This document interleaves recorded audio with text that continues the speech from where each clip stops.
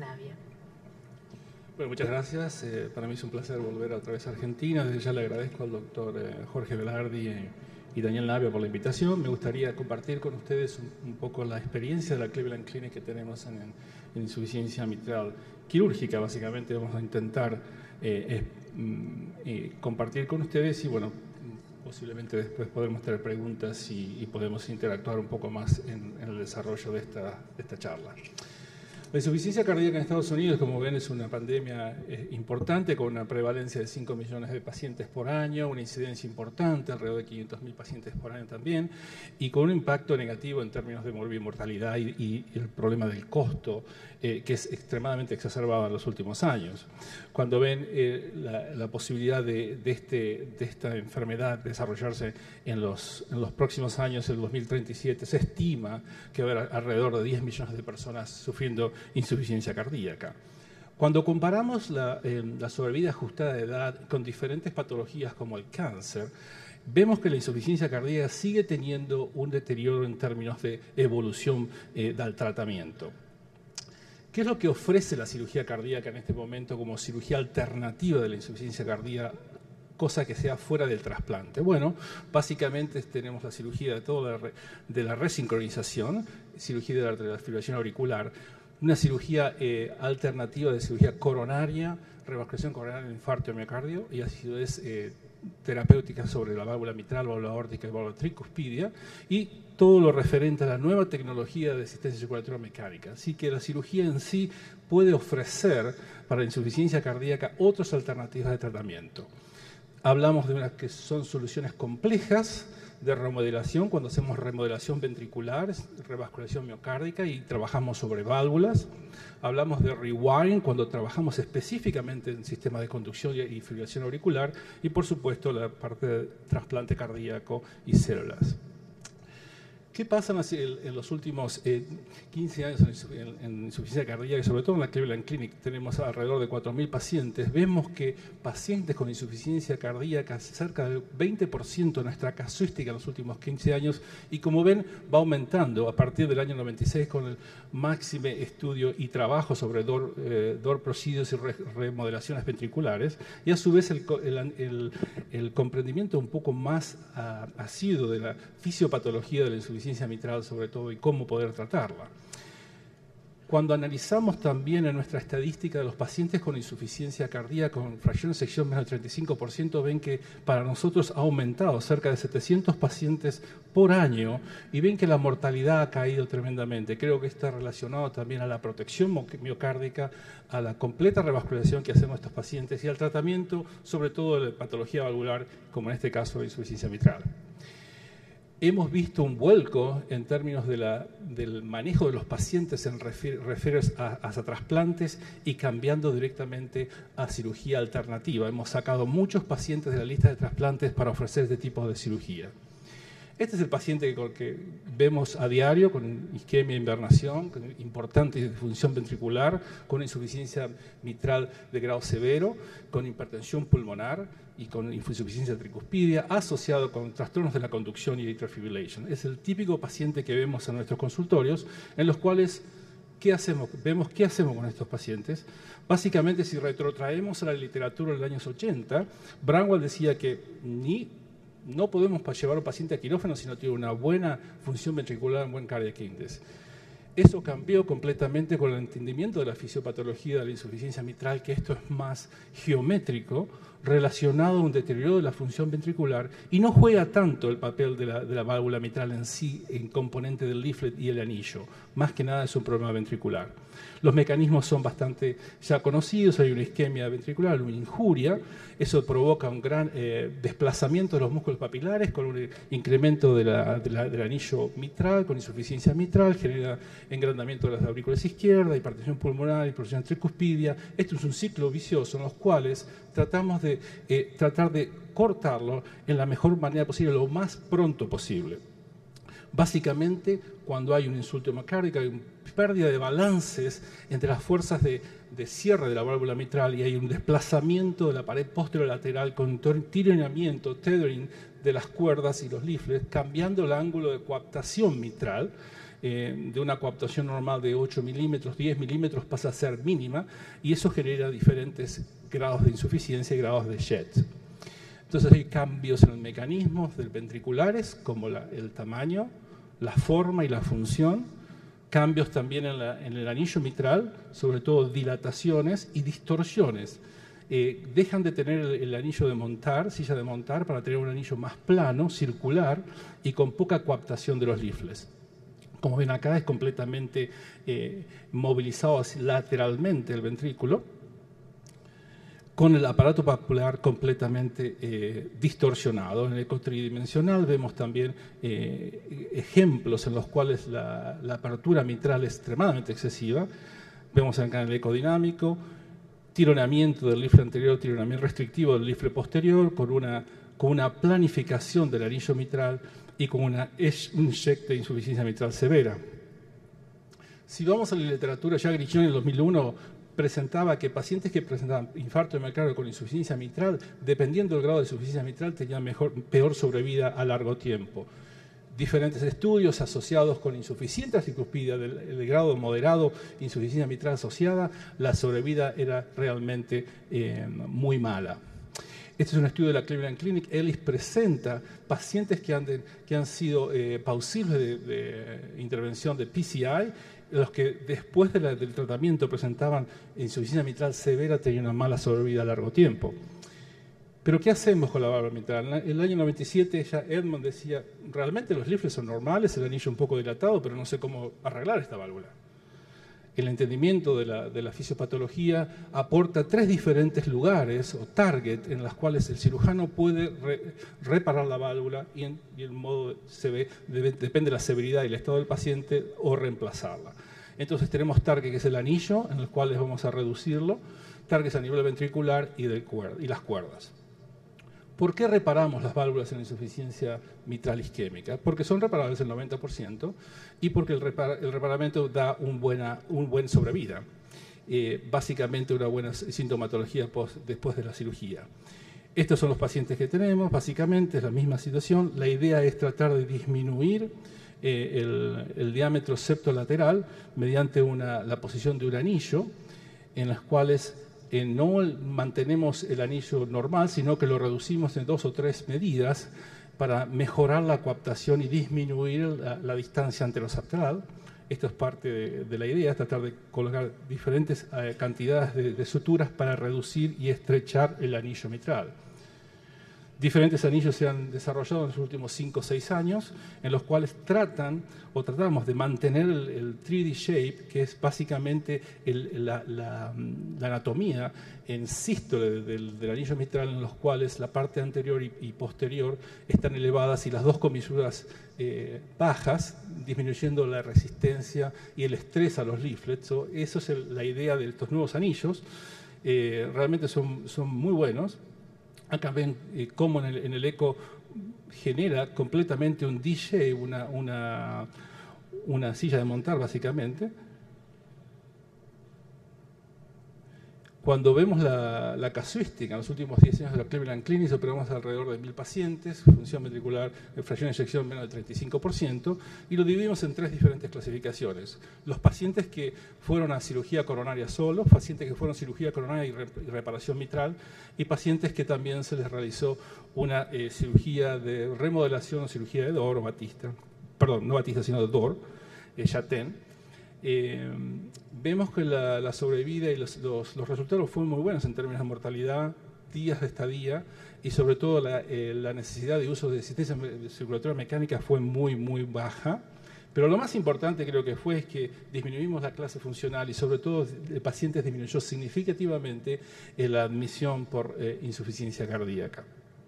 En términos de sobrevida, se dieron dos trabajos, uno de McCarthy y otro de Gillingham, que muestran que la sobrevida de estos pacientes es aceptable después del tratamiento de revascularización miocárdica y reparación valvular.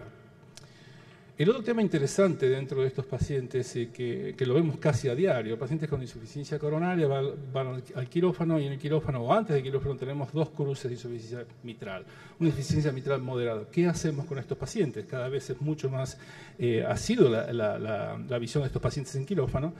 Y vemos que si vamos un poquito a la literatura, la cirugía coronaria en sí no elimina la insuficiencia mitral postoperatoria. Es más, la insuficiencia progresa. Otro estudio dando que los pacientes tienen impacto negativo en la sobrevida si no se arregla la válvula mitral durante la cirugía de revascularización miocárdica en pacientes con insuficiencia cardíaca. Esta data es de data de la Cleveland Clinic y vemos que la progresión es exponencial y a su vez tiene impacto de sobrevida a 5 años con pacientes que tienen 2 cruces de insuficiencia mitral y no son atendidas durante la cirugía cardíaca. Esta data me parecería un poco ambiciosa, que la anoplastía o el ring cura la insuficiencia mitral. Estamos muy lejos de eso, si bien ayuda mucho, pero estamos muy lejos. Y uno ve, la literatura también, en el año ya 2002, estaban expresando que pacientes con recibieron angioplastia y cirugía coronaria en el setting de una insuficiencia cardíaca, hay un porcentaje de pacientes que vuelven con una residual insuficiencia o recurrente, y esos pacientes que presentan 2 o 4 grados de insuficiencia mitral posoperatoria tienen una sobrevida muy mala.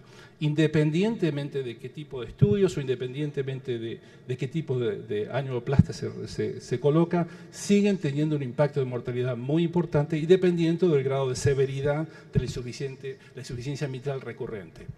Acá vemos que el problema no es el problema del anillo, el problema es que hay un continuo remodeling del ventrículo en ciertos pacientes, independiente de que uno elimine la insuficiencia mitral, continúa el proceso de remodelamiento y continúa el tironeamiento de todo el músculo papilar del aparato subvalvular.